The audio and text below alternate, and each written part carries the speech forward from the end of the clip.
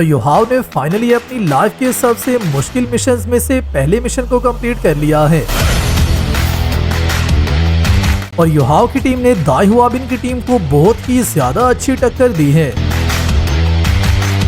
मगर उसी सब के साथ साथ हमें यह एक्सपीरियंस सिर्फ स्पार्की स्टूडियो टेंसेंट वीडियो की वजह से मिला है, क्योंकि ये सब चीजें हमें एक साथ वीडियो में कंबाइन होने के बाद देखने को मिल सकी हैं। और इस फाइट के बाद एक बात कंफर्म हो गई है कि युहाओ को चाहे कोई पसंद करता हो या फिर नहीं, मगर युहाओ कभी भी तांग सेन से पीछे नहीं रहने वाला, बल्कि युहाओ का कैरेक्टर बिल्ड आने वाले टाइम में और भी ज्यादा अमेजिंग लेवल पर जाने वाला है।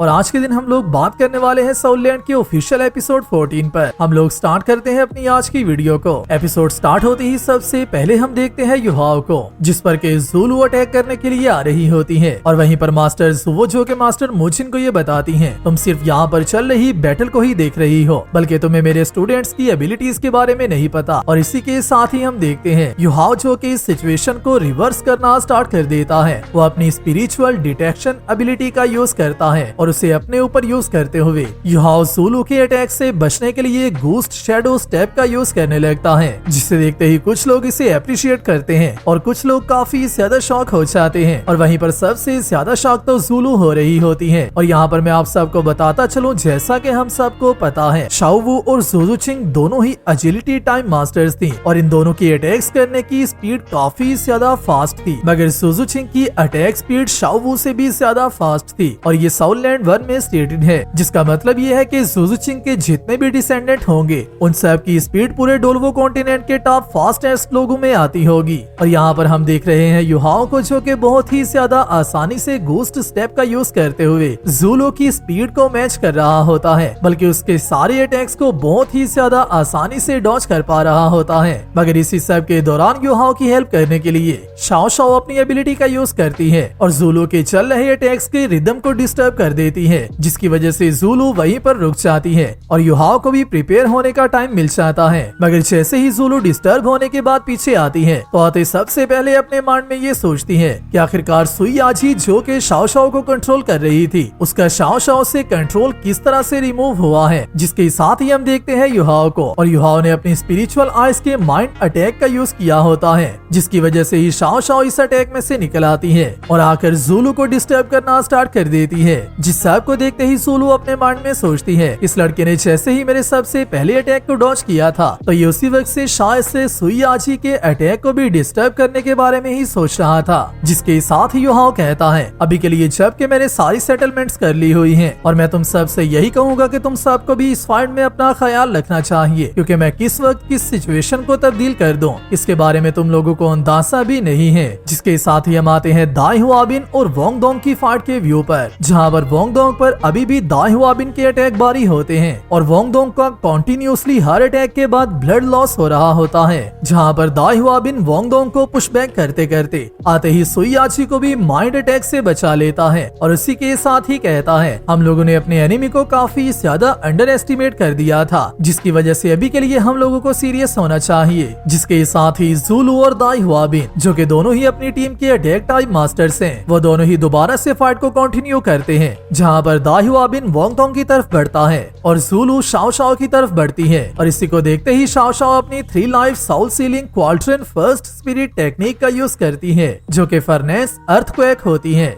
जिसके यूज होते ही यहाँ पर 3 क्वाड्रेंट अपीयर हो जाते हैं और ये तीनों ही ज़ुलू को युहाओ पर अटैक करने से रोक रहे होते हैं। हालांकि इन तीनों के कांटेक्ट में आने से ज़ुलू अपने आप को बचा लेती है, मगर शाओ शाओ जबकि आल्सो अटैक टाइप के साथ साथ एक कंट्रोल टाइप मास्टर भी है, तो फिर उसके पास अपने अटैक को सक्सेसफुली लैंड करवाने के काफी ज्यादा तरीके होते हैं, जिसकी वजह से ज़ुलू जैसे ही उसके एक अटैक से बचती है तो शाओ शाओ इसी टेक्निक को दूसरे तरीके से यूज करते हुए ज़ुलू को दोबारा से इसी टेक्निक में फंसा लेती है। जिसके साथ ही हम आते हैं वोंग दोंग और दाई हुआबिन के व्यू पर, जहाँ पर अभी के लिए दाई हुआबिन को 1 वर्सेस 2 की फाइट करना होती है, क्योंकि युहाओ ने उसकी टीम को नियरली बीसी कर दिया होता है और अभी के लिए युहाओ और वोंग दोंग एक साथ मिलकर काम कर रहे होते हैं ताकि वो दाई हुआबिन को डिफीट कर सके। जिसकी वजह से युहाओ और वोंग दोंग दोनों ही अपनी यूनिफिकेशन टेक्निक को यूज करने लगते हैं जो कि हाउ दाओ स्ट्रेंथ होती है, और इसी के यूज होते ही वोंगडोंग की स्ट्रेंथ और उसका अपीयरेंस पहले से काफी ज्यादा चेंज हो जाता है। मगर इसी को देखते ही दाई हुआबिन कहता है, क्या तुम अभी तक मेरे साथ फाइट करते हुए अपनी सेकंड स्पिरिट टेक्निक को यूज नहीं करना चाहते? क्या तुम मुझे इतना ही ज्यादा कम पावरफुल समझ रहे हो? जो कहते ही दोबारा से दाई हुआबिन वोंगडोंग पर अटैक कर देता है, और इसी को देखते ही वोंगडोंग वापस अपनी फर्स्ट टेक्निक को यूज करता है, और इसी का यूज करते हुए वोंगडोंग बहुत ही ज्यादा आसानी से दाई हुआबिन के अटैक को होल्ड भी कर लेता है। जिस सब को देखते ही डिप्टीडिन कहते हैं, व्हाइट टाइगर की मार्शल साउल क्लोज कॉम्बैट के लिए सबसे ज्यादा पावरफुल और स्ट्रॉन्ग मार्शल साउल समझी जाती है, मगर फिर भी वोंगडोंग दाई हुआबिन का सामना इतना क्लोजली क्यों कर रहा है, और वो उसके साथ क्लोज कॉम्बैट फिजिकल फाइट ही क्यों कर रहा है? मगर उसी के साथ ही हम आते हैं दाई हुआबिन के व्यू पर, जिस पर के वोंगडोंग के अटैक भारी पड़ना स्टार्ट हो जाते हैं, जिस सब की वजह से आल्सो दाई हुआबिन काफी ज्यादा इरिटेट भी हो रहा होता है। और इसी को देखते ही डिन यान काफी ज्यादा शॉक होकर कहते हैं, क्या कहीं ये कंबाइंड स्पिरिट पावर तो नहीं है? क्योंकि स्पिरिट पावर को यूनाइट करना ये तब ही पॉसिबल हो पाता है जबकि वक्त कोई भी दो साउल मास्टर अपने यूनिफिकेशन टेक्निक को मास्टर कर चुके हों। जिसके साथ ही हम देखते हैं, जैसे ही वोंगडोंग दाई हुआबिन को पुश कर रहा होता है, तो दाई हुआबिन जो कि सुई आजी को प्रोटेक्ट कर रहा था, युहाओ से चकमा देते हुए उसके पीछे से सुई आजी पर अटैक करने के लिए आगे आ जाता है, और आते ही सीधा सुईयाची को पुश करना स्टार्ट कर देता है। जिसे देखते ही सुईयाची अपनी सेकंड स्पिरिट टेक्निक का यूज करती है, जिसका नाम फॉक्स टेल नीडल होता है, और इसी का यूज करते हुए सुईयाची काफी ज्यादा नीडल्स के साथ युहाओ पर अटैक कर देती है। मगर युहाओ दोबारा से यहाँ पर घोस्ट शैडो स्टेप का यूज करता है, और इन सारी नीडल से बहुत ही ज्यादा आसानी से बच जाता है। और इसी मौका को देखते ही जबकि सुईयाची और दाई हुआबिन दोनों ही काफी ज्यादा पजल हो चुके होते हैं, तो उसी के साथ ही वोंगडोंग अपनी सेकंड स्पिरिट टेक्निक को यूज करता है, जो कि लाइट ऑफ बटरफ्लाई गॉडेस होती है, जिसके यूज होते ही दाई हुआबिन तो इससे किसी हद तक बच जाता है। मगर सुईयाची इतना ज्यादा पुशबैक हो चुकी होती है कि वो फाइटिंग सर्कल से ही बाहर निकल जाती है, और बाहर आते ही सिचुएशन को देखे बिना सुईयाची अपने माइंड में सबसे पहले तो ये सोचती है, चाहे मैं फिर ये मैच हार ही गई हूँ तो इस बात से मुझे कोई फर्क नहीं पड़ता, मगर कम से कम मैंने युहाओ को भी अपने साथ साथ डाउन किया है।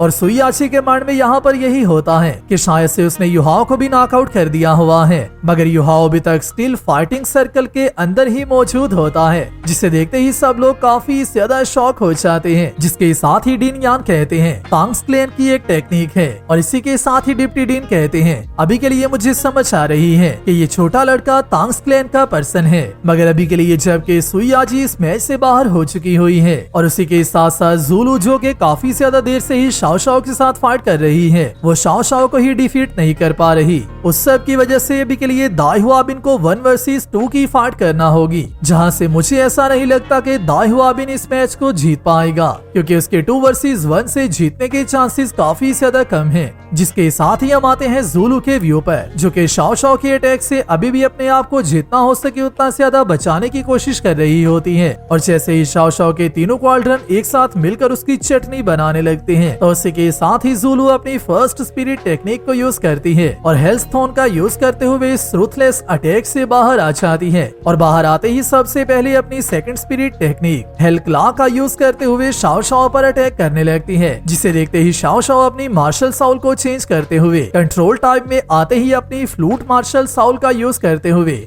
दोबारा से ज़ुलू की स्पीड को स्लो करवा देती है, और जैसे ही ज़ुलू की स्पीड स्लो हो जाती है तो शाओ शाओ वापस अपनी मार्शल साउल को स्विच करती है, और अपने क्वाड्रन से ज़ुलू पर अटैक कर देती है। और ज़ुलू जिसका अटैक कुछ देर पहले शाओ शाओ के तीनों क्वाड्रन से स्टार्ट हुआ था, ज़ुलू वापस अपनी फाइट के पहले स्टेप पर आ चुकी होती है, जहाँ से बाहर जाने के लिए उसे दोबारा से वही सारी स्ट्रगल करना होगी। जिसके साथ ही हम आते हैं वोंगडोंग युहाओ और दाई हुआबिन की फाइट पर, जहाँ पर वोंगडोंग दाई हुआबिन से कहता है, अगर तो तुमने अभी भी अपनी थर्ड स्पिरिट टेक्निक को यूज ना किया तो मुझे ऐसा लगता है कि तुम इस फाइट को कम्प्लीटली ही हार जाओगे। जिसके साथ ही दाई हुआबिन कहता है, तो अगर तो तुम लोग इस सब के लिए तैयार हो तो फिर मैं तुम सबको टॉप मॉन्स्टर गार्डियन स्पिरिट की रियल पावर चेक करवाता हूँ, और तुम्हें दिखाता हूँ कि इवल आई टाइगर की ट्रू पावर क्या है। जिसके साथ ही दाई हुआबिन जैसे ही अपनी थर्ड स्पिरिट टेक्निक को यूज करता है तो शॉकिंगली ये टेक्निक व्हाइट टाइगर वाचना ट्रांसफॉर्मेशन होती है, और ये टेक्निक इतनी ज्यादा स्ट्रॉन्ग टेक्निक थी कि जितनी मर्तबा भी दाई मुबाई इसे यूज किया करता था तो इसे यूज करते ही सबसे पहले तो दाई मुबाई को टाइगर की पावर मिल जाती थी। दाई मुबाई की स्पीड, उसकी मसल की स्ट्रेंथ और उसकी सारी फिजिकल एबिलिटीज किसी टाइगर या फिर उससे भी ज्यादा बूस्ट हो जाया करती थी और वाजडा ट्रांसफॉर्मेशन का यूज होने के बाद होस्ट की बॉडी पूरी ही किसी टाइगर में चेंज हो जाती है। हालांकि उसका आउटर एक्सपीरियंस सेम इंसानों की तरह का ही रहता है, बल्कि अंदर से वो इंसान कम्प्लीटली एक बीस्ट बन चुका होता है। तो जैसे ही दाई हुआबिन वाजडा ट्रांसफॉर्मेशन को यूज करता है तो वो वोंग डोंग और युहाओ दोनों को बहुत ही ज्यादा आसानी से पुशबैक करना स्टार्ट कर देता है, जिसे देखते ही युहाओ कहता है तो क्या ये दाई हुआबिन की 1000 ईयर की स्पिरिट टेक्निक है। जिसके साथ ही हम देखते हैं दाई हुआबिन की स्पीड इतनी ज्यादा इंक्रीज हो चुकी होती है कि दाई हुआबिन युहाओ के स्पिरिचुअल डिटेक्शन और युहाओ और वोंग डोंग की कंबाइंड स्पिरिट पावर होने के बाद भी इन दोनों को बहुत ही ज्यादा आसानी से क्लोज कॉम्बैट फाइट में टक्कर दे रहा होता है, बल्कि इन दोनों को काफी ज्यादा बुरे तरीके से बीट कर रहा होता है। जिसके साथ ही दाई हुआबिन जैसे ही एक लीथल अटैक वोंग डोंग पर करने लगता है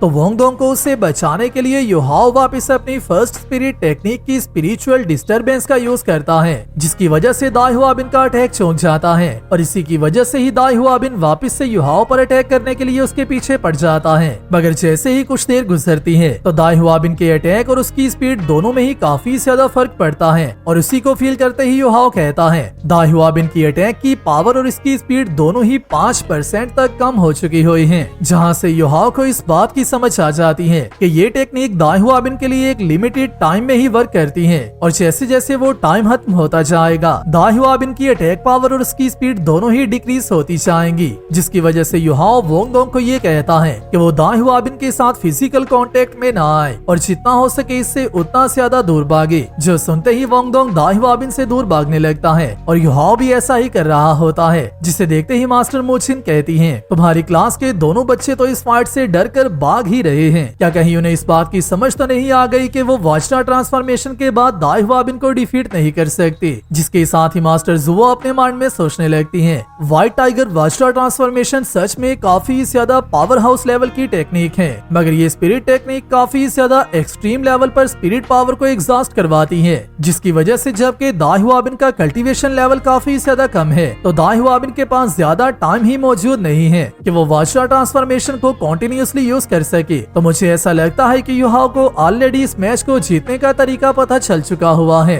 और इसी के साथ साथ ये सब बातें करते हुए दाई हुआबिन कंटिन्यूअसली वोंग डोंग और युहाओ दोनों पर ही अटैक कर रहा होता है। मगर जैसे ही युहाओ को एक अच्छा मौका मिलता है तो उसी के साथ ही युहाओ सबसे पहले तो दाई हुआबिन के क्लोज कॉन्टेक्ट में आता है और आते ही उसके एक अटैक को डॉज करते हुए उस पर कंट्रोलिंग क्रेन कैचिंग ड्रैगन का यूज करता है, जो कि तांग्स क्रेन की हिडन टेक्निक की स्ट्रॉन्गेस्ट टेक्निक्स में से एक टेक्निक है और ये पावर लेवल्स के साथ साथ इंक्रीज होती जाती है, जिसे कि जैसे ही युहाओ यूज करता है तो उसी के साथ ही दाई हुआबिन की मार्शल साउल रेस्ट ट्रेन हो जाती है, जिसका मतलब ये है कि दाई हुआबिन हाफ नॉकआउट सिचुएशन में जा चुका होता है, जिसे देखते ही मास्टर मोजिन काफी ज्यादा शॉक होती हैं और उसी के साथ ही कहती हैं कि अभी अभी युहाओ ने जिसके पास एक साउलिंग मौजूद है उसने 3 साउलिंग वाले साउल मास्टर दाई हुआबिन को पंच किया है और इसी के साथ ही डिप्टी डीन कहते हैं ये सच में काफी ज्यादा अमेजिंग काउंटर अटैक था, क्या आप इस अटैक को एडमिट करते हो। जिसके साथ ही हम देखते हैं मास्टर जुओ को, जो कि अभी भी काफी ज्यादा रिलैक्स होती हैं, जिसके साथ ही डीन यान कहते हैं इस मैच की सिचुएशन अभी तक भी नहीं बदली और इसी के साथ ही हम आते हैं दाई हुआबिन के व्यू पर, जो कि वोंग डोंग और युहाओ से कहता है अभी के लिए मैं तुम दोनों को ये बताता हूँ कि मुझे गुस्सा दिलाने का क्या नुकसान होता है। जिसके साथ ही दाई हुआबिन अपनी white tiger intense light wave को यूज करता है, जिससे कि युहाओ और वोंग डोंग तो बच जाते हैं, मगर ये लाइट वेव सीधा जाकर शाओ शाओ को लगती है,